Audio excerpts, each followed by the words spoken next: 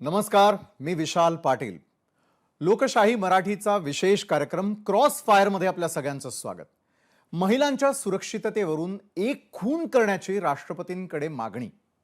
राजकारणामधील पोकळ आश्वासनांची चिरफाड करणाऱ्या, संयमी आणि तितक्याच बेधडक बोलणाऱ्या आणि अपप्रवृत्तींना धडा शिकवणारी भाषा असणाऱ्या, कुणालाही त्या ठिकाणी जात, कुणालाही भीती नाही आणि ज्यांच्या शब्दांमध्ये आहे आक्रमकता आणि बेधडकपणा, अशा शरद पवारांच्या राष्ट्रवादीच्या महिला प्रदेशाध्यक्षा स्पष्ट, सडेतोड, थेट आणि कणखर अशा रोहिणी खडसे आज आपल्या सोबत आहेत. नमस्कार रोहिणीताई, क्रॉस फायर मध्ये आपलं खूप खूप स्वागत.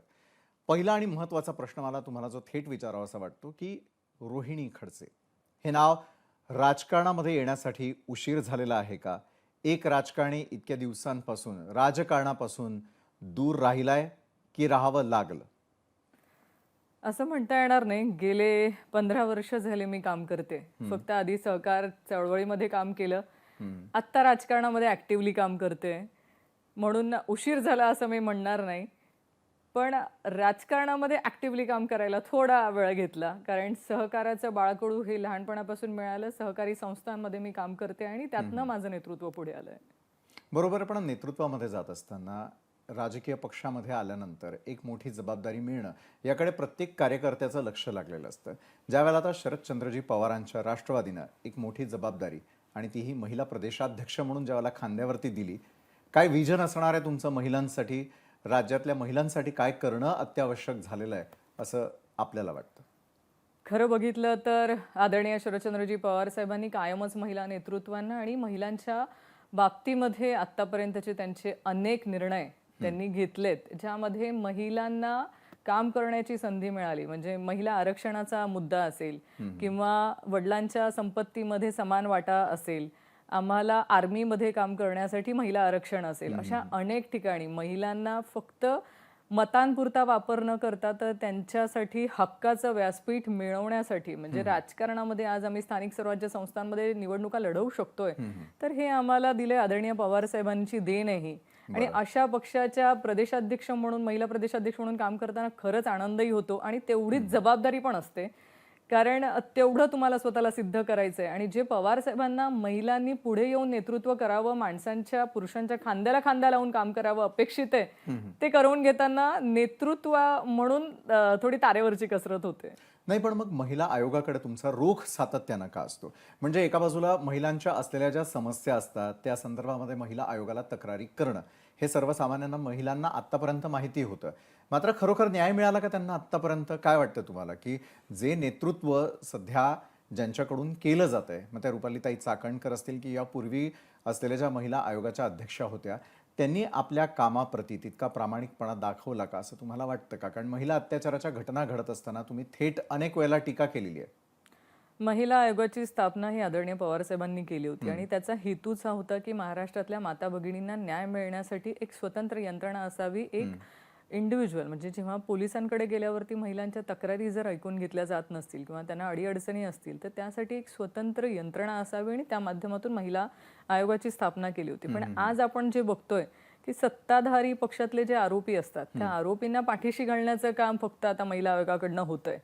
हे मी फक्त आरोप करत नाहीये, तर आम्ही कागदपत्रांच्या सहित हे दाखवलंय की अशा अनेक घटना आहेत की त्या घटनांमध्ये महिला आयोगाच्या अध्यक्षांनी आरोपींना पाठीशी घातलंय. असं करत असताना तुम्ही महाराष्ट्रातल्या महिलांना न्याय कसा देऊ शकणार? आणि दुर्दैव म्हणावं लागेल महाराष्ट्राचं की ज्या काय महिला अत्याचाराच्या घटना बाहेर येत आहेत, त्यातल्या जास्तीत जास्त या सत्ताधारी पक्षाच्या कार्यकर्त्यांच्या किंवा पदाधिकाऱ्यांच्याच बाहेर आल्या आहेत. मग जर महिला आयोग असं बायस होऊन काम करत असेल, तर महिलांनी न्याय मागावा कुणाला आणि त्यांनी जावं कुणाला? त्यांचं तर न्याय मिळणं कठीण होईल. त्याच्यामुळे आम्ही आधी मागणी केलेली की महिला आयोगाला एक नॉन पॉलिटिकल व्यक्ती असावी आणि ज्याला 24 तास जो व्यक्ती ह्या पदाला न्याय देऊ शकत असेल, अशा व्यक्तीची तिथे नेमणूक करावी. तो कुणीही करावं सरकारने. आमचे काही कुठल्या व्यक्तीबाबतीमध्ये मागणी नाही की हीच करावी तीच करावी, पण 24 तास 365 डेज जी व्यक्ती त्या पदाला न्याय देऊ शकत असेल, अशा व्यक्तीची तिथे नेमणूक करावी. आणि कुठल्याही राजकारणाच्या मध्ये संबंध नसलेली व्यक्ती तिथे द्यावी, जेणेकरून महिलांना फक्त न्याय मिळेल. तिथे पाठीशी घालण्याचं काम होणार नाही आरोपींना. अशी व्यक्ती तिथे नेमावी. बरं, पण सध्याच्या घडीला कुणाचं नाव आपल्याला योग्य वाटतं की महिला आयोगाच्या अध्यक्षपदी अमुक एक व्यक्ती असेल तर मात्र ती महिलांना न्याय मिळवून देऊ शकते? तसं कुठलं नाव सांगायचं एक तर आम्हाला अधिकार नाही, कारण महिला आयोगाचे अध्यक्ष हे कायम सत्ताधारी पक्षातली लोक त्याची निवड करत असतात आणि कुणाला तिथे निवड करावी हे सत्ताधारी पक्षातलीच लोक ठरवणार. त्यामुळे मला कुठलं एखादं नाव सांगण्यापेक्षा त्या पदाला 24 तास 365 दिवस योग्य तो न्याय देणारी, जी खरंच ज्यांना तळमळ आहे महिलांप्रती, जो महाराष्ट्रातल्या छोट्याशा तालुक्यातल्या छोट्याशा झोपडीपर्यंत, गावाच्या वाड्या वस्त्यांपर्यंत जाऊन महिलांसाठी लढू शकत असेल, अशा महिलेला संधी द्यावी. मला सांगा, तुम्ही शहरांमध्ये राहणाऱ्या महिला, तुम्हाला ग्रामीण भागातल्या महिलांच्या समस्या कशा कळणार हो? तुम्हाला हे कळणारच नाही. तुम्ही ऑनलाईन तक्रार दाखल करावी अशी अपेक्षा करतात. मला सांगा, एखाद्या गावातल्या छोट्याशा झोपडीतली एक महिला असेल, ती ऑनलाईन तक्रार दाखल तरी कशी करू शकेल? तिला तेवढी तिच्याकडे मोबाईल आहे का? तिची तेवढी प्रगल्भता आहे का? हे सगळं आपल्याला बघायला लागणार आहे. तिच्यासाठी तिच्या लेवलपर्यंत जाऊन आपल्याला तिच्या तक्रारीचं निवारण करावं लागणार आहे. जी अशी ग्राउंड लेवलला काम करणारी महिला असेल, त्या महिलेची नेमणूक करावी, ही माझी मागणी आहे. बरं, मला एक थोडंसं आता राज्यातल्या महिला अत्याचार आणि त्या घटनांकडे थोडंसं वळावंसं वाटतं. ज्यावेळेला राज्यामध्ये महिला अत्याचार घडत होते त्यावेळेला आपण थेट राष्ट्रपतींना एक फार मोठी मागणी केलेली होती, एक खून करू द्यावा. का वाटायला लागलं असं? म्हणजे राज्यातल्या महिला असुरक्षित आहे असं म्हणायचं आपलं? महाराष्ट्रातल्या खरं दुर्दैव म्हणावं की भारतामध्ये सगळ्यात जास्त महिला अत्याचाराच्या घटना ह्या कुठे घडत आहेत तर ह्या महाराष्ट्रामध्ये घडत आहेत. आणि हे मी म्हणत नाहीये, हे अहवाल जे काही जागतिक लेवलचे अहवाल आहेत त्या अहवालामध्ये हे समोर आलेलं आहे. आणि माझं त्या मागणीमागचा उद्देश एवढाच आहे की आम्ही महिला जेव्हा बघतो की एखादी महिला न्याय मागायला जाते तर तिला संघर्ष करावा लागतो. एकतर घरातून बाहेर पडतानाच तिला संघर्ष करायचा असतो, तिच्या घरामध्येच हिंसाचाराला ती बळी पडत असते, किंवा आजूबाजूला जे नातेवाईक असतात त्यांच्याकडूनच हिंसाचाराच्या घटना होतात, जास्त करून हे आपण बघितलंय.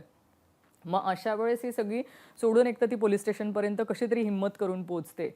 पोलीस स्टेशनपर्यंत गेल्यानंतर तिची एकतर तक्रारच घेतली जात नाही. तिला सांगितलं जातं की हा तुमचा पारिवारिक वाद आहे त्याच्यामुळे तो तुम्ही मिटवावा. म्हणजे तिथून सुरुवात होतं. तिला 10 चक्रा माराव्या लागतात पण तिची तक्रार नोंदवल्या जात नाही. कशी तरी ती हे करून सारखं पाठपुरावा करून ती तक्रार दाखल करते.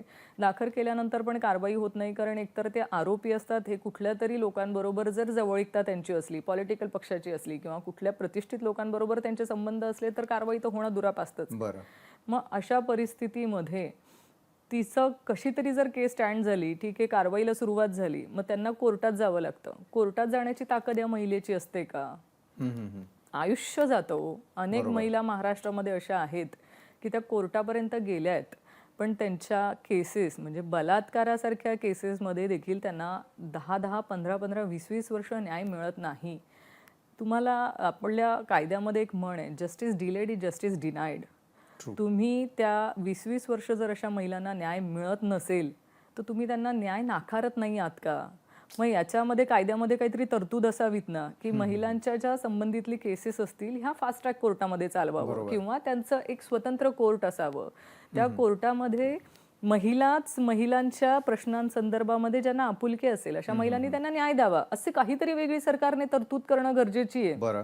जेव्हा आम्ही कायदे कडक करावे म्हणतो, म्हणजे महाविकास आघाडी सरकारच्या काळामध्ये शक्ती कायदा मंजूर करण्यात आला, जो केंद्र सरकारकडे मान्यतेसाठी पाठवण्यात आला, पण त्याला 4-4, 5-5 वर्ष होतात पण त्या कायद्याला मान्यता मिळत नाही. म्हणजे एवढा महत्त्वाचा कायदा की ज्या कायद्याने महाराष्ट्रातल्या माता भगिनींना एक सुरक्षित वातावरण मिळणार आहे, जे आरोपी आहेत त्या आरोपींना फाशीची तरतूद दिलेली आहे, अशा अनेक तरतुदी त्या कायद्यामध्ये आहेत. एवढा महत्त्वाचा कायदा तुम्हाला 4-4, 5-5 वर्ष लागतात त्याला मंजुरी द्यायला. म्हणजे काय सरकार आमच्या महिलांकडे दुर्लक्ष करत नाहीये का?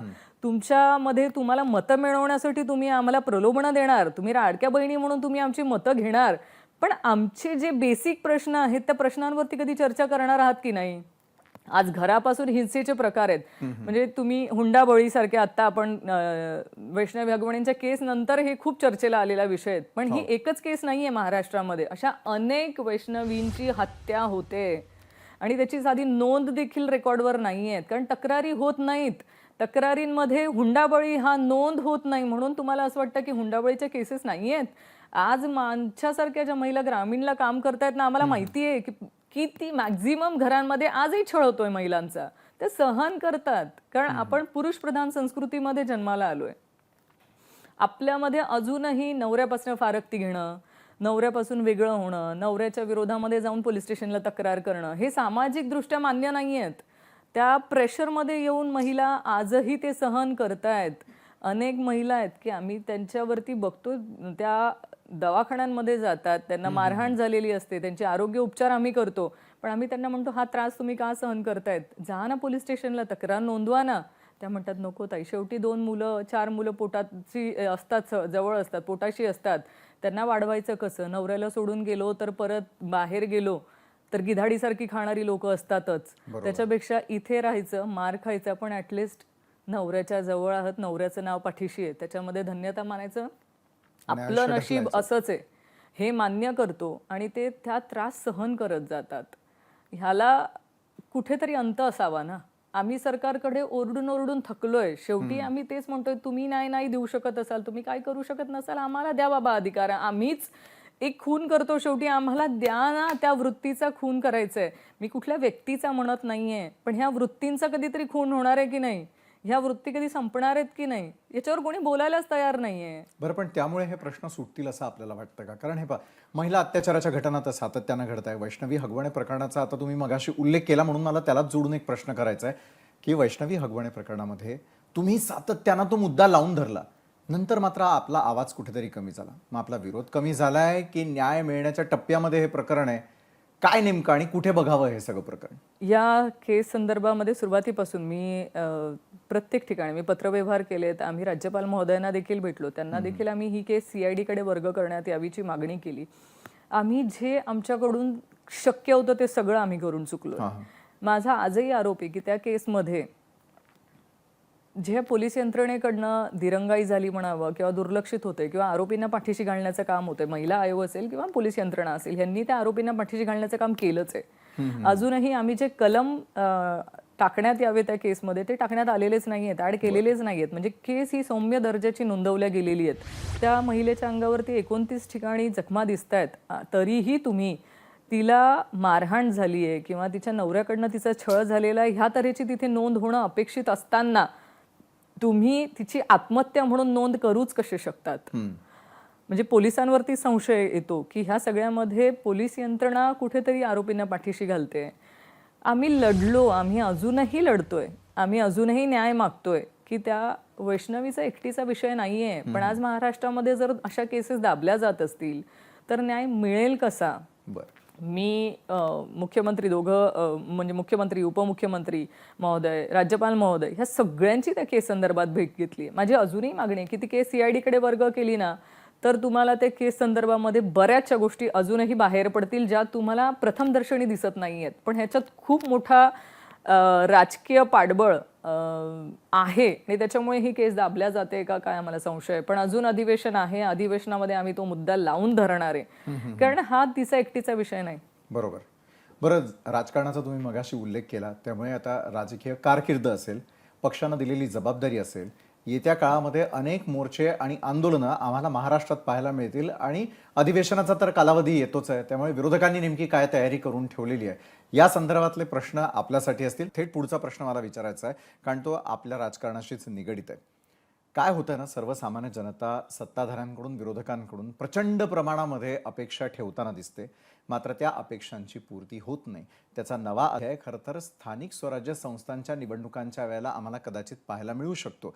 मात्र येत्या 5 तारखेला हिंदी सक्ती विरोधातल्या आंदोलनामध्ये शरदचंद्रजी पवारांच्या राष्ट्रवादीची तुमची भूमिका काय?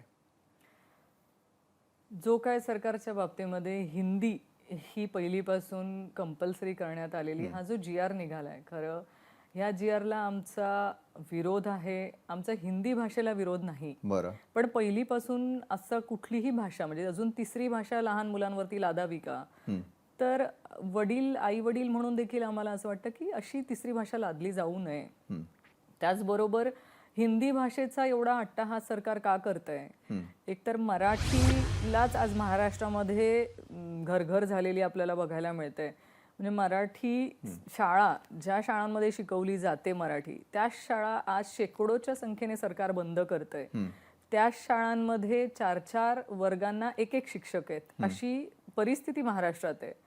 आणि म्हणजे एकट्या माझ्या जळगाव जिल्ह्याचा जर विषय घेतलात तुम्ही, तर 32 शाळा अशा आहेत जिल्हा परिषदच्या, की त्या 32 शाळांवरती एक शिक्षक आहे 4 वर्गांना. ही आपल्या मराठी शाळांची परिस्थिती. मग आता मराठी शाळेला मराठीलाच महाराष्ट्रामध्ये घर लागली आहे आणि तुम्ही हिंदी शिकवण्याचा अट्टाहास का करावा?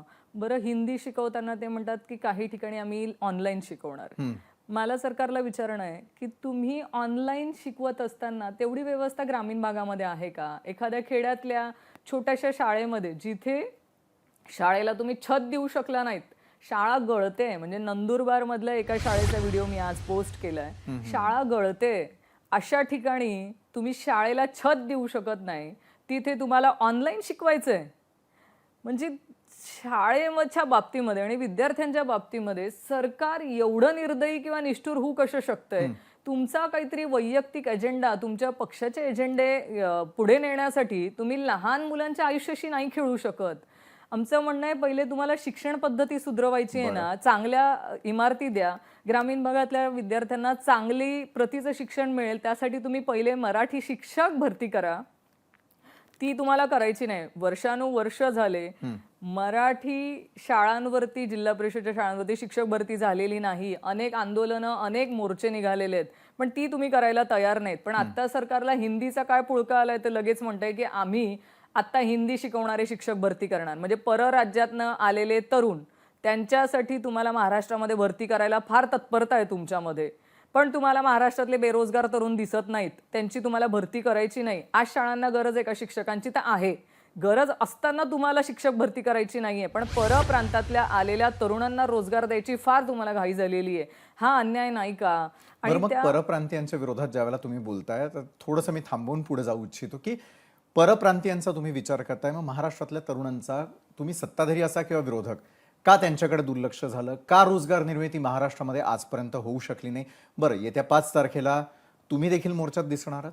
आमचा आदरणीय जयंतराव पाटील साहेब जे प्रांत अध्यक्ष आहेत, त्यांनी कालच त्यांची भूमिका जाहीर केलेली आहे की आमच्या पक्षाचे सगळे नेतेगण, पक्षाचे पदाधिकारी आणि कार्यकर्ते हे 5 तारखेच्या मेळाव्यामध्ये, मोर्चामध्ये आम्ही हजर राहणार आहोत. आणि आमचं ह्या गोष्टीला समर्थन आहे. फक्त हिंदी भाषेला विरोध असा आमचा एजेंडा नाही, पण चिमुकल्या मुलांवरती तुम्ही अजून किती ओझं टाकणार? आधीच त्यांच्या दप्तराचं ओझं हे त्यांना पेलवण्यासारखं नाही. आणि अशा परिस्थितीमध्ये हिंदीचा जो केलेला अट्टाहास आहे हा चुकीचाच आहे. तुम्ही त्यांच्या मानसिकतेचा विचार करतायत का?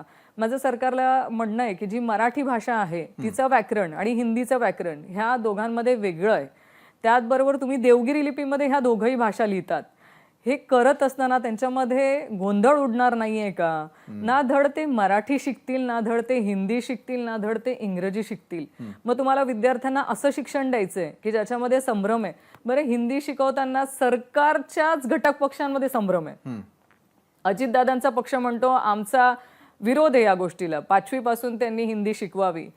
इतर पक्षाचे घटक पक्ष म्हणतात की हिंदी कंपल्सरी असावी. ज्यांचं स्वतःचं एकमेकांमध्ये तारतम्य नाहीये ते हिंदी लादण्यावरती का भर देतंय?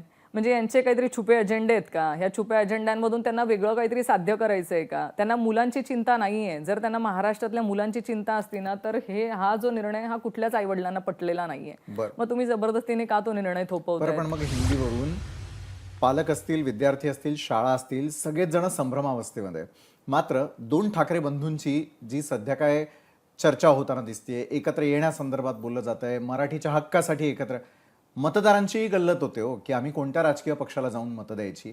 मला आधी आपल्याकडून हे जाणून घ्यायचंय, जर ठाकरे बंधू एकत्र आले, मनसे शिवसेनेनं एकत्र जाण्याचा निर्णय घेतला, तर शरदचंद्रजी पवारांच्या राष्ट्रवादीची भूमिका काय असेल? एकतर सगळ्यात पहिले तुम्हाला मी क्लिअर करेल की हा राजकारणाचा किंवा मतांचा विषय नाही. बरं, येत्या 5 तारखेला जो मोर्चा निघणार आहे हा मराठी अस्मितेचा विषय आहे, हा मराठी भाषेचा विषय. आमचं मराठीचं अस्तित्व टिकावं हे आमचं सरकारला मागणं आहे. आणि त्यासाठी दोघं ठाकरे बंधू एकत्र येत आहेत, तर कोणाच्या पोटात दुखण्याचं काही कारण नाही. बरं, जिथे मराठीच्या अस्मितेचा विषय येईल तिथे ठाकरे कुटुंब एकत्र आलंय आणि येतंय, त्याच्यामुळे आम्हाला आनंदच आहे त्या विषयामध्ये. आणि आम्ही पवार साहेबांचे सगळे पदाधिकारी हे ह्या सगळ्या लढाईमध्ये आम्ही सोबत आहोत आणि खांद्याला खांदा लावून आम्ही ही लढाई लढणार. आम्ही सरकारला जबरदस्तीने हिंदी विद्यार्थ्यांवरती लादू देणार नाही. पण मतदारांचा आणखी एक संभ्रम आहे ना की 2 राष्ट्रवादी झाल्यानंतर त्या राष्ट्रवादी एकत्र याव्या किंवा त्या संदर्भातल्या चर्चाही सुरू झाल्या, एकमेकांना तशा प्रकारचे इशारेही दिले गेले. मग घोडं अडलं कुठे? दोन्ही राष्ट्रवादी एकत्र आल्या तर मराठी माणसाचं, मतदारांचं, महाराष्ट्राचं भलं नाही का होणार? मला असं वाटतं की महाराष्ट्रामध्ये काही विकृत लोक किंवा अशी काही लोक आहेत की ज्यांना 2 शिवसेना एकत्र याव्यात किंवा 2 राष्ट्रवादी एकत्र याव्यात असं वाटत नाही. बरं, कारण त्याच्यामध्ये त्यांचं भलं आहे. कोण आहे आणि ते?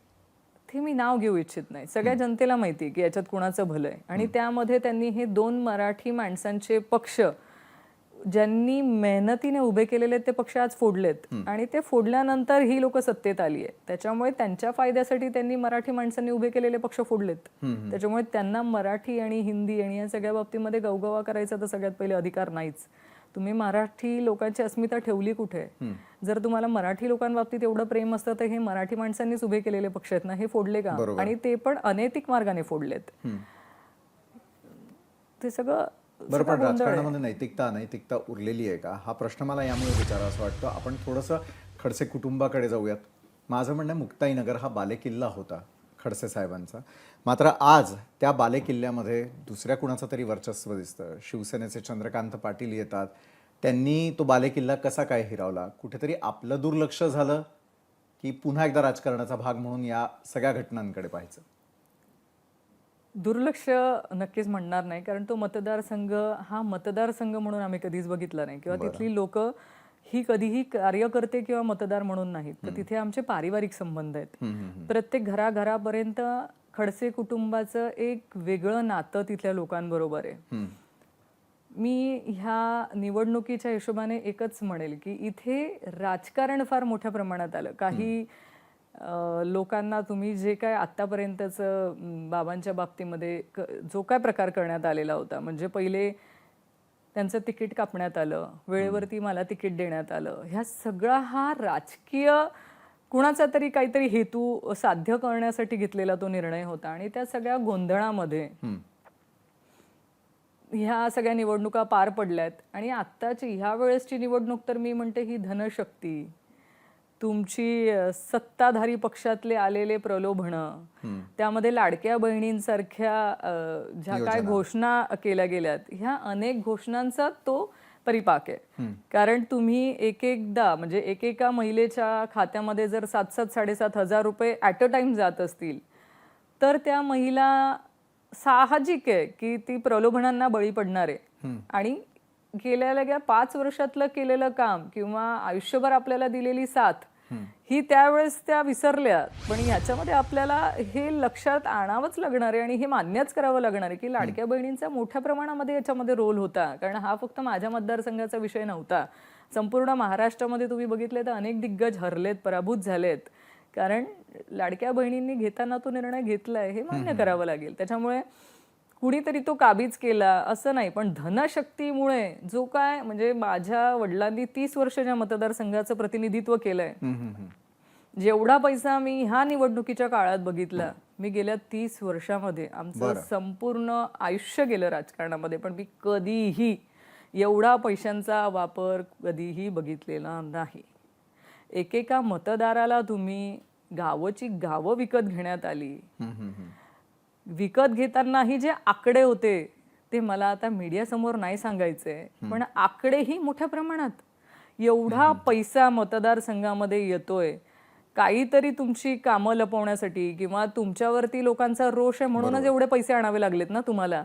तुमचं काम असतं तर पैसा ओतायची गरज काय पडली असती?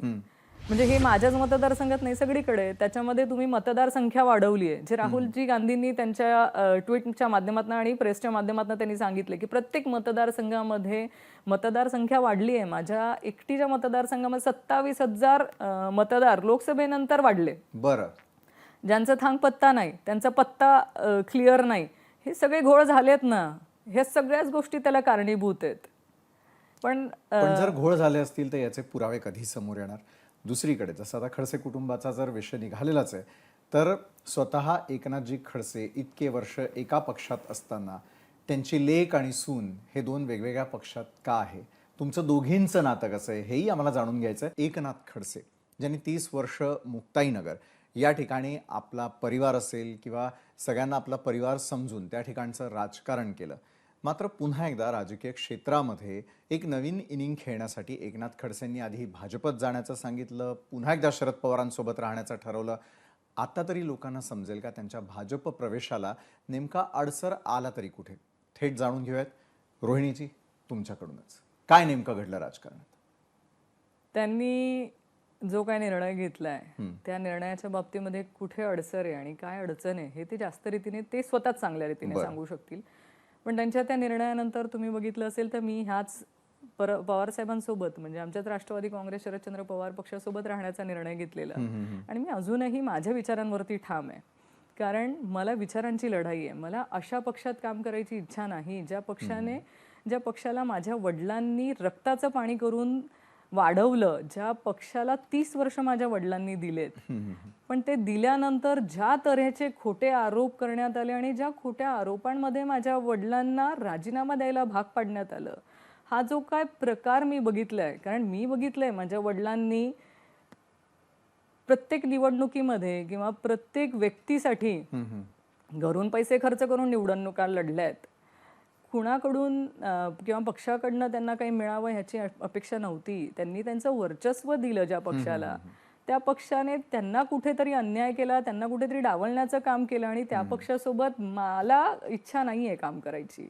म्हणून त्यावेळेस तो निर्णय घेऊन आम्ही बाहेर पडलो आणि मी आदरणीय पवार साहेबांच्या नेतृत्वामध्ये काम करते. त्यांच्या पक्षाने मला संधी दिली आणि आज मी चांगल्या रीतीने ह्या पक्षामध्ये काम करू शकते. त्यांच्या बाबतीमध्ये त्यांनी बीजेपीमध्ये जाण्याचा निर्णय घेतला का, त्यांनी ते काय निर्णय घेतले हे त्या बाबतीमध्ये ते काय झालं हे सगळं ते चांगल्या रीतीने सांगू शकतील. पण माझा ठाम निर्णय, माझी ही विचारांची लढाई आहे आणि त्या विचारांच्या लढाईवरती मी ठाम. पण खानदेशातल्या राजकारणामध्ये नेमकं असं काय घडलं की गिरीश महाजन आणि एकनाथ खडसे यांच्यातल्या संघर्षाची ठिणगी नेमकी कुठे पडली? एकमेकांना संपवण्याचा निर्णय होता, काय होतं? आजही राजकारणातला हा अनुत्तरित प्रश्न आहे. मी ह्या संपूर्ण घटनेला म्हणजे खरं गिरीश काका आणि आमचे पारिवारिक संबंध, त्यांची मुलं, आम्ही अनेकदा सोबत आलो आहेत, आमचे परिवारासारखे संबंध. पण म्हणतो ना राजकारणामध्ये बरेचदा तुमच्या जवळची जी लोक असतात ती वेळ साधून देतात आणि त्या वेळ साधण्यामध्ये दोघांमध्ये कुठेतरी कलुषितपणा आलेला मी बघितलाय. पण ते जेव्हा एखादी चुकीची गोष्ट आपल्याला समोरच्या व्यक्तीबद्दल ऐकायला मिळते तेव्हा ती आपण समोर बसून मिटवायला हवं, पण ते त्यावेळेस मिटवलं गेलं नाही. पण त्यावेळेसची ज्यांना अपेक्षित होतं की आपण या दोघांमध्ये भांडण लावलं तर आपला फायदा होईल, अशा लोकांना ते साध्य झालं आणि त्यांनी ते पूर्ण केलं. मला या दोघांकडनं एवढीच अपेक्षा होती की एकमेकांचं चुकलं असेल तर तुमचे एवढे चांगले संबंध होते, कधीतरी एकत्र बसायला हवं होतं आणि विचारायला पाहिजे होतं की तू असं म्हणालास का. कदाचित त्यातनं एवढं पुढे गेलं नसतं. पण शेवटी मी एवढी मोठी नाहीये की मी त्या सगळ्या विषयांवरती बोलू शकेल. याच्यापेक्षा बऱ्याच काही गोष्टी असतील ज्या मला पण कदाचित माहिती नसेल. पण मी जेवढं दोघांना ओळखते, जेवढे आम्ही एकमेकांसोबत वेळ घालवलेले आहेत, पारिवारिक संबंध आहेत, तेवढं मला असं वाटतं की हे वाढलं नसतं जर काही लोकांनी वेळ साधली नसती. बरं, पण आणखी एक प्रश्न जो ब्रेकवर जाण्याआधी खरं तर प्रेक्षकांच्या मनात अजूनही असेल की एका बाजूला नणंद भावजाई, दोन वेगवेगळ्या पक्षांमध्ये, दोन्ही पक्षांच्या पूर्ण विचारधारा सुद्धा वेगळ्या आहेत, दोन्ही पक्षांनी दिलेल्या जबाबदाऱ्या सुद्धा टोटली वेगळ्या आहेत. एक नणंद भावजाई म्हणून तुमचं नातं कसं आहे? आणि खडसे साहेबांबरोबर जर कधी जेवायला तुम्ही सगळे सहपरिवार एकत्र बसत असाल, राजकारणाच्या चर्चा होतात का? राजकारणाच्या चर्चा आमच्या घरात कधीच होत नाही. बरं. बाबा आणि मी बसलोय तर मी बऱ्याचदा राजकारणाचे सल्ले त्यांच्याकडनं घेते, पण अशी चर्चा की तुझ्या पक्षात काय चाललंय, माझ्या पक्षात काय चाललंय असं कधी होत नाही. बरं. आणि रक्षाताईंच्या बाबतीमध्ये त्या एक इंडिव्हिज्युअल म्हणून व्यक्ती म्हणून काम करतायत, मी एक इंडिव्हिज्युअल व्यक्ती म्हणून काम करते. ही विचारांची लढाई आहे. त्या भारतीय जनता पार्टीच्या विचारांमध्ये त्यांना काम करायला आवडतं, मला त्या विचारांमध्ये काम करायला नाही आवडत, किंवा मला त्या विचारांपेक्षा मी आता ज्या पक्षात आहे त्या पक्षाच्या विचारधारेवरती काम करायला आवडतं. ही विचारांची लढाई आहे. ते त्यांच्या पक्षाला न्याय देत आहेत, मी माझ्या पक्षाला न्याय देते. आणि त्यांचे आणि माझे संबंध हे घरामध्ये एक नणद आणि एक भावजाई म्हणून जसे चांगले असतील तसे चांगले आहेत. आम्ही एकमेकांबरोबर बोलतो, आमचं कारण शेवटी माझा दादा नाही आहे. माझा दादा गेल्यानंतर मला माहेर म्हटलं तर मला माहेर म्हणून फक्त त्याच आहेत, कारण मला दुसरा भाऊ नाही. मग माझं माहेर तेच आहे, पण पक्षाची विचारधारा वेगळी आहे, म्हणून पक्षावरती आम्ही कधी चर्चा करत नाही किंवा एकमेकांवरती बोलणं किंवा त्यावरती तुझं हे चुकलं अशी कधी डिस्कशन होत नाही. नातं नात्याच्या ठिकाणी आणि पक्षाची भूमिका पक्षाच्या ठिकाणी आहे. बरं, एकनाथ खडसेंसारखं एक राजकीय व्यक्तिमत्व हे त्यांच्या पक्षालाही लाभलं, महाराष्ट्राच्या राजकारणाला देखील लाभलं. एक काळ होता ज्यावेळेला आता मुख्यमंत्री पदाचे उमेदवार म्हणून एकनाथजी खडसे यांच्या नावाचा विचार होता किंवा या सगळ्या घटना घडत असताना जर त्यांचं नेतृत्व महाराष्ट्राला मिळालं असतं तर महाराष्ट्राचं राजकारण कसं असतं आणि महाराष्ट्राच्या राजकारणात एक मुख्यमंत्री म्हणून एकनाथ खडसेंनी महाराष्ट्राला कुठली दिशा देऊ केली असती? हे सगळी जर आणि तरचा प्रश्न आहे, पण तरी मला असं वाटतं की जर तुम्ही बाबांचं काम करण्याची पद्धत बघितली असेल तर तळागाळापर्यंत कार्यकर्त्यांपर्यंत सगळ्यांना सांभाळून घेण्याचं काम त्यांनी केलंय. ते असतील गोपीनाथराव मुंडे काका असतील, ह्या सगळे जे त्यांच्यासोबतचे त्यांचे सहकारी होते, ह्या लोकांनी गोरगरीब लोकांची कामं केली आहेत. सर्व समावेशक जे बहुजन समाजाला न्याय देण्याचं काम त्यांच्या माध्यमातून त्यांनी केलंय.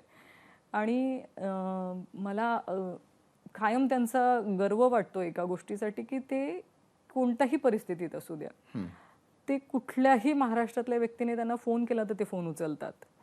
म्हणजे एक घटना मी तुम्हाला इथे सांगेल. त्यांना हार्ट स्ट्रोक आलेला आणि ते हॉस्पिटलमध्ये होते. आम्ही त्यांना हॉस्पिटलला त्यांची सर्जरी केल्यानंतर ते बाहेर आले आणि बाहेर आल्यावर ते म्हणतात तरी काय नाही, रडायचं काही कारण नाही, मी एकदम फिट अँड फाईन आहे. तरी पण डॉक्टरांनी सांगितलं आपल्याला जरा आराम करायचा आहे, मग तुम्ही आराम करा. आम्ही त्यांचे फोन जमा केले, त्यांनी लगेच ते फोन मागितले. म्हणजे एक दिवस कसा तरी आम्ही त्यांच्याकडनं तो फोन दूर ठेवू शकलो. आणि दुसऱ्या दिवशी सकाळ झाल्या झाल्या ते माझा फोन तुमच्याकडे ठेवायचा तुम्हाला अधिकार नाही, मला लोक फोन करत असतील, मला त्यांच्याशी बोलायचंय.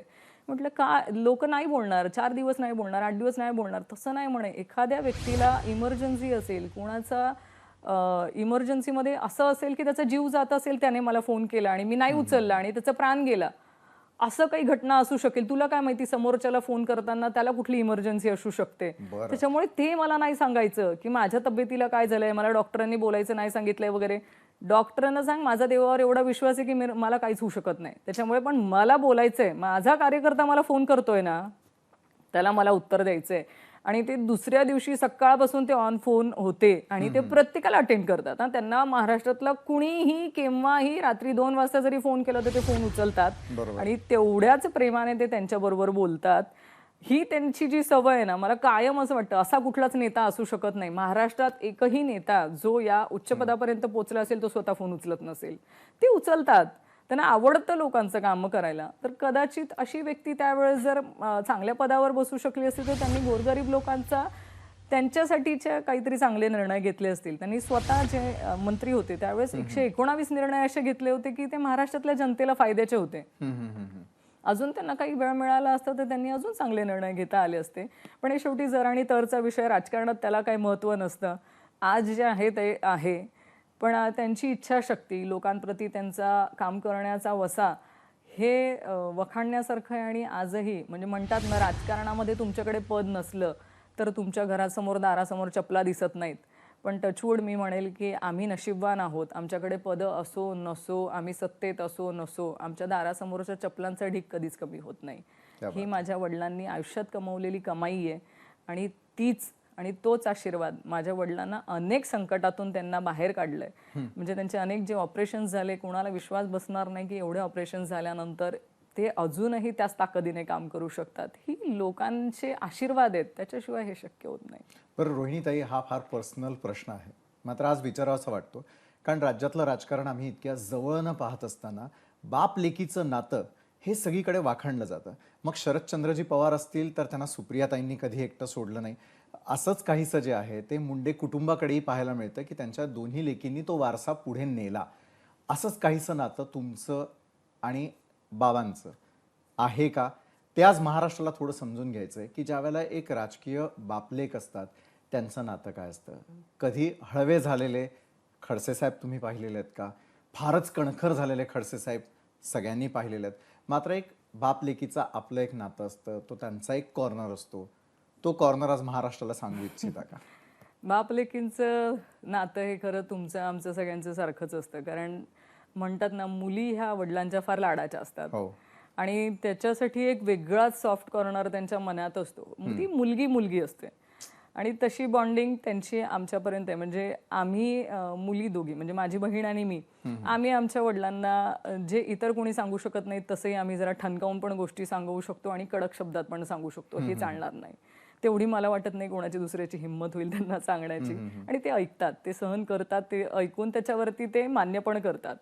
आणि गेल्या अनेक वर्षांमध्ये मुलगी म्हणून त्यांच्याकडनं खरंच म्हणजे जे प्रेम किंवा जी कसं राहावं समाजामध्ये हे जे त्यांनी शिकवण दिली आहे, म्हणजे ते राजकीय दृष्ट्या त्यांच्याकडे वेळ नसायचा, पण ते लहानपणापासून हे लक्ष ठेवायचे, तुला स्वयंपाक येतोय की नाही, हिला पोळ्या येत आहेत की नाही, हिला पोळ्या शिकव, हिला हे सगळं स्वयंपाक पण शिकव, मग त्याच्याबरोबर तू शिक्षणामध्ये काय करते. म्हणजे मी कॉलेजला असताना माझा वडिलांचं म्हणजे आमचं घर आणि मी होते सिडनम कॉलेजला आणि तिथल्या तिथे GLCला, ह्या दोघंही शाळेच्या समोरून ते सहज चक्कर मारायचे गाडीतनं. तेव्हा ते मंत्री होते आणि चक्कर मारल्यानंतर मग मला म्हणायचे राणी म्हणतात मला घरी. ते म्हणतात, बरं. तू काय तिथे मला कॉलेजच्या बाहेर काय गाड्यांवर दिसली नाही, अभ्यास चालू आहे म्हणजे तुझा व्यवस्थित.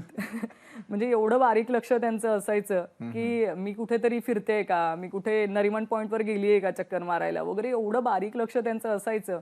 आणि ते शिक्षकांना पण तेवढंच कडक शब्दामध्ये सांगायचे, इतर विद्यार्थ्यांना जशी ट्रीटमेंट असते तशीच हिला असली पाहिजे, हिची तक्रार असेल तर हिला शिक्षा झाली पाहिजे. आणि अशा अनेक घटना आहेत की मी दिवसभर प्रिन्सिपलच्या कॅबिनच्या बाहेर शिक्षा म्हणून उपभोगली आहे, पण त्याच्यामध्ये ते म्हणायचे तू काहीतरी चुकीचं केलंस तर तुला शिक्षा झाली पाहिजे. अशा अनेक घटना आहेत. त्यांच्यासोबत जे काय दिवस घालवलेत, खरं वडिलांनीच मला आत्तापर्यंत मी जे काय राजकारणात आहे हे त्यांनी घडवलंय मला. प्रत्येक वेळेस सांगणं, ते तुम्हाला सूचना करत राहतात, हे तुझं चुकलंय, हे तुला असं करायला हवं, हे सगळं हे त्यांच्याकडून आलेले गुण आहेत. आणि चाललंय काम, त्यांच्या पावलावर पाऊल टाकून महाराष्ट्राच्या जनतेची सेवा करण्याचं काम चालू आहे. बरं, सुंदर असलेलं नातं तर तुम्ही उलगडून आज महाराष्ट्रातल्या जनतेला सांगितलं. मात्र असं आहे की येत्या काळातल्या स्थानिक स्वराज्य संस्था, त्यासाठी तुम्ही एखादा मास्टर प्लॅन तयार करून ठेवलेला आहे का? त्याचबरोबर राज्यातलं राजकारण नेमकं कुठल्या दिशेला जाताना दिसतंय? कारण सर्वच राजकीय पक्षांची सरमिसळ झाल्याचं दिसून येतं. कोणता पक्ष कुणाच्या सोबत आहे हा मतदारांच्या मनात असलेला प्रश्न, आणि त्याला रोहिणी खडसेंचं उत्तर आपण जाणून घेऊयात. रोहिणीची, स्थानिक स्वराज्य संस्थांच्या निवडणुका येतात, त्या उद्देशानं टीका टिप्पणी आणि वेगवेगळे मुद्दे आता निघायला पुन्हा एकदा सुरुवात झाल्याचं पाहायला मिळतंय. स्थानिक स्वराज्य संस्थांच्या निवडणुकांच्या आधी मात्र लोकसभा आणि विधानसभेमध्ये रिहर्सल मतदारांची देखील झालेली आहे की कशा प्रकारे राजकीय पक्ष आपल्या मतांचा त्यांच्या राजकीय फायद्यासाठी वापर करून देतात. अशा वेळेला मतदारांना सामोरं जात असताना मास्टर प्लॅन घेऊन जाणं अत्यंत गरजेचं आहे. विश्वासार्हता राजकीय पक्षांची उरली आहे असं तुम्हाला वाटतं का? एकतर जो मास्टर प्लॅन आहे तो मास्टर प्लॅनच असतो, तो आत्ता मला काही चॅनेलवरती सांगता येणार नाही. पण एक प्रत्येक पक्षाची एक स्ट्रॅटेजी ठरलेली असते. पण आज जी आपण परिस्थिती महाराष्ट्रामध्ये बघतोय की विधानसभेच्या निवडणुकीचा जो तुम्ही उल्लेख केलात, त्याच्यामध्ये सरकार आज जे सत्तेमध्ये आहे त्यावेळेस त्यांनी अनेक घोषणा केल्यात, अनेक अशी आश्वासनं दिलेली आहेत की ते पूर्ण करू शकले नाही आहेत आतापर्यंत. त्या घोषणांच्या बाबतीमध्ये आम्ही सरकारला आठवणी करून देतोय. जशी शेतकऱ्यांची कर्जमाफी आहे, तुम्ही लाडक्या बहिणींना 2100 रुपये देणार होतात, तुम्ही अंगणवाडी सेविकांना 15,000 देणार होतात, तुम्ही भ्रष्टाचार मुक्त महाराष्ट्र करणार होतात. ह्या सगळ्या अनेक घोषणा ज्या तुम्ही त्यावेळेस केल्या होत्या, ह्या सगळ्या घोषणांचं काय झालं? तुम्ही ह्या सगळ्या घोषणा कधी पूर्ण करणार आहात? तुमच्यातल्याच जे सत्ताधारी पक्षातली लोक आहेत तीच आज आपल्याला सांगतायत की ह्या घोषणा आम्ही कधी केल्याच नव्हत्या, असं कुठलं आम्ही वचन दिलंय का, असं कधी दिलंच नव्हतं. म्हणजे ज्या घोषणांच्या जीवावरती तुम्ही निवडून आलायत, आता त्याच घोषणांचा तुम्हाला विसर पडलाय. त्याच्यामुळे सरकारी सत्ताधारी पक्षातल्या लोकांवरती मला तरी वाटत नाही जनतेला विश्वास शिल्लक राहिलेला असेल. कारण सगळे प्रलोभनं, सगळं खोटी आश्वासनं देऊन मतं ते मिळवून घेतली आहेत, पण ती आश्वासनं पूर्तता करताना त्यांची दमछाक होते. आणि येत्या निवडणुकामध्ये आमचे सगळे जे काही एजेंडे असतील, हे सत्ताधारी पक्षांनी केलेल्या चुका, त्यांनी दिलेली खोटी आश्वासनं, ते आत्तापर्यंत जे संपूर्ण महाराष्ट्रामध्ये एकीकडे गवगवा करतायत की आम्ही फार विकास केलेला आहे, पण एकीकडे कुपोषित बालकांचा मृत्यू मोठ्या प्रमाणामध्ये महाराष्ट्रामध्ये होतो आहे. शेतकरी आत्महत्यांचं प्रमाण हे महाराष्ट्रामध्ये सगळ्यात जास्त आहे. तुम्ही आजही जर डेटा काढला तर दुर्दैव म्हणावं लागेल महाराष्ट्राचं की आपण कृषीप्रधान देशामध्ये राहतो असं म्हणतोय, पण महाराष्ट्रात शेतकऱ्यांच्या आत्महत्येचं प्रमाण सगळ्यात जास्त कुठे असेल तर महाराष्ट्रामध्ये आहे. अशी परिस्थिती असताना सत्ताधारी असं म्हणूच करू शकतात की आम्ही फार प्रगती करतोय. प्रगती दिसते कुठे? आणि जी प्रगती ते दाखवण्याचा प्रयत्न करताय, कोस्टल रोड, समृद्धी महामार्ग, तर समृद्धी महामार्गाला तर खड्डे पडलेत, 2 महिन्याच्या उद्घाटनामध्ये खड्डे पडलेत.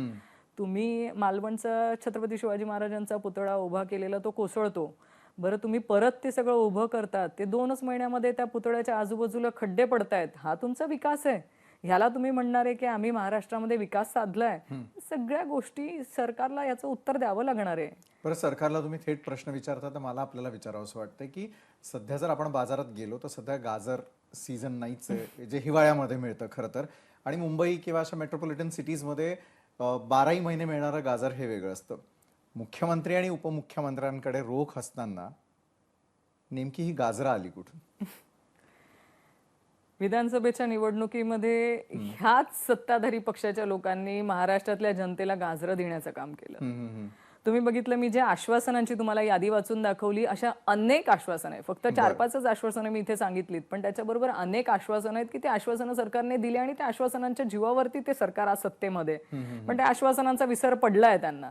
मग त्यांना ही जी महाराष्ट्राच्या जनतेला त्यांनी गाजरं दाखवण्याचं काम केलेलं आहे, तीच गाजरं आम्ही त्यांना देतोय की ही गाजरं खाऊन कदाचित त्यांना लक्षात येईल की तुम्ही महाराष्ट्रातल्या जनतेला मूर्ख बनवू शकत नाही. तुम्ही आम्हाला गाजरं खाऊ घालण्याचा जो काय प्रकार करतायत ना, हे कधी ना कधी तुमच्या अंगावरती येणार आहे. आणि त्याच्यासाठी आम्ही ह्या येत्या अधिवेशनामध्ये विरोधी पक्ष हे सक्षमपणे विरोधात त्यांचा आवाज उठवून ह्या सगळ्या गोष्टींचा जाब विचारणार आहे. कुठे शेतकऱ्यांची कर्जमाफी? तुम्ही महिलांना 2100 रुपये देणार होता, द्या ना. तुम्ही ज्या घोषणा केलेल्या होत्या त्या कधी पूर्तता करणार आहात?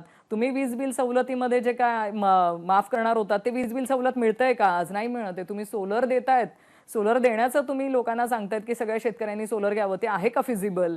ग्रामीण भागामध्ये जर शेतकऱ्यांनी सोलर लावलं तर त्यांच्या मोटारीतनं ते पाणी उपसू शकणार आहेत का? ह्या प्रॅक्टिकल गोष्टी आहेत, ह्याचं उत्तर सरकारला द्यावी लागणार आहेत. तुम्ही 2 ते 3 सेशन झालेत, सरकार हे सेशन झालं की निर्णय घेऊ, ते सेशन झालं की निर्णय घेऊ, असं करत करत तुमचे 7 महिने निघून गेलेत. आत्ता तुम्हाला त्याचे उत्तर द्यावे लागणार आहेत आणि ते उत्तर आम्ही विरोधी पक्ष घेतल्याशिवाय काय शांत बसणार नाहीयेत. आणि त्याच्यासाठी आठवण म्हणून ही त्यांना गाजरांची माळ आम्ही आज त्यांना घातली आहे.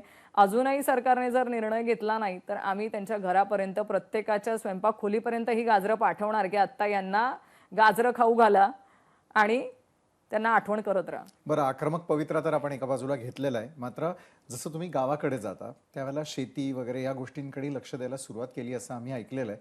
ही ट्रीट घेण्यासाठी महाराष्ट्रातली जनता कधी येऊ शकते मुक्ताईनगरला, तुमच्या शेतावर? तिथे आम्हाला काय काय पाहायला मिळणार आहे? महाराष्ट्रातल्या जनतेला जेव्हा जेव्हा आमच्या घरी यायची इच्छा असेल, आमच्या शेतावरती भेट द्यायची इच्छा असेल, तुमचं सगळ्यांचं स्वागत आहे. कारण आमचं खडसे कुटुंब, माझी आई, माझे वडील किंवा आम्ही सगळे, आम्हाला शेतीमध्ये आवड आहे. आम्ही जिथे राहतो ते शेतातलंच घर आहे. आम्ही शेतातल्याच घरी राहतो आणि आजूबाजूला अनेक प्रकारचे वेगवेगळे संशोधन करणं किंवा त्याच्यामध्ये वेगवेगळ्या प्रकारची शेतीचा प्रयत्न करणं हे माझ्या वडिलांना, माझ्या आईला आणि आम्हाला सगळ्यांना खूप आवडतं. त्याच्यामध्ये आम्ही खजुराची शेती करतो, आंब्याची शेती करतो, मोसंबीची शेती करतो. आमच्या इकडे 5 फुटी भोपळा आहे, त्याची देखील आम्ही शेती करतो. त्याचबरोबर आमच्या हदग्याची फुलं माहिती असतील तुम्हाला, ती पांढरी असतात, पण आमच्या इकडे लाल हदग्याच्या फुलांची शेती आहे आणि त्याची भाजी उत्कृष्ट लागते. ती तुम्हाला कुठेही मिळणार नाही. आमच्याकडे जांभळं ही सीडलेस आहेत, म्हणजे आपण जांभळं मार्केटमध्ये खातो त्याच्यामध्ये बी असते, पण आमच्या इकडे जी जांभळं आहेत त्याच्यामध्ये बी नाही.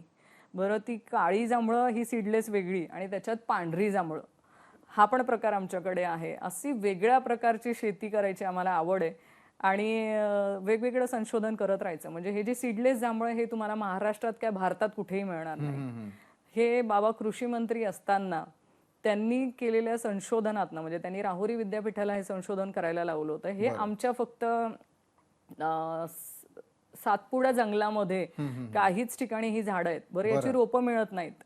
ही तुम्हाला तिथे आपोआप उगवलेली जंगलामध्ये झाडं असतात, पण ती नंतर आम्ही त्यातनं संशोधन करून ते राहुरी विद्यापीठाला सगळं सांगून त्यांच्यापर्यंत जांभळांची पोतीची पोती पाठवली आणि मग त्यातनं काही सेलमधून आम्ही ती झाडं तयार करून घेतली आणि आज ही प्रजाती चांगल्या रीतीने आम्ही आमच्या शेतांमध्ये ठेवली आहे. पण ती सीडलेस जांभळं हे कुणालाही कुठेही न मिळणारं फळ आहे. ते सगळं खायला तुमचं स्वागत आहे आमच्या शेतामध्ये. तुम्ही केव्हाही या आणि आल्यानंतर जेवण हे नक्की ठरलेलं असतं. कारण माझ्या वडिलांना खाऊ पिऊ घालायला फार आवडतं. आल्यावरती प्रत्येक व्यक्ती हा जेवण करून गेला पाहिजे ही त्यांची ठरलेली आमच्या घरातली पद्धत आहे. कुणीही कोल्हापूर, सोलापूर ह्या भागातनं पण लोक आमच्याकडे येतात, पण ते जेवण केल्याशिवाय जात नाहीत. त्याच्यामुळे तुम्ही सगळे केव्हाही या, आमच्याकडे स्वागत आहे. निश्चित. आणि खानदेशी लोकांना जेवण खाऊ घालायला, भरीत भाकरी खाऊ घालायला आवडतं, तर तुम्ही केव्हाही या. नक्कीच हा बेत तर आता ठरलेला आहे. आमचे सगळे प्रेक्षक आणि आमची सगळी टीम जी आहे ती लवकरच शेताच्या बांधावरती येऊयात आणि हे सगळं संशोधन पाहूयात. मात्र पुढच्या राजकीय वाटचालीसाठी आमच्या टीमकडून, आमच्या सगळ्या प्रेक्षकांकडून तुम्हाला खूप खूप शुभेच्छा आणि धन्यवाद. तुम्ही वेळात वेळ काढून क्रॉसफायरच्या या प्रश्नांना उत्तरं दिलीत त्यासाठी. तर आजच्या क्रॉसफायर मध्ये वेळ झालेली इथंच थांबण्याची. मात्र ताज्या घडामोडींसाठी पाहायला विसरू नका लोकशाही. लोकशाही मराठी ऐका, पहा, जागरूक रहा.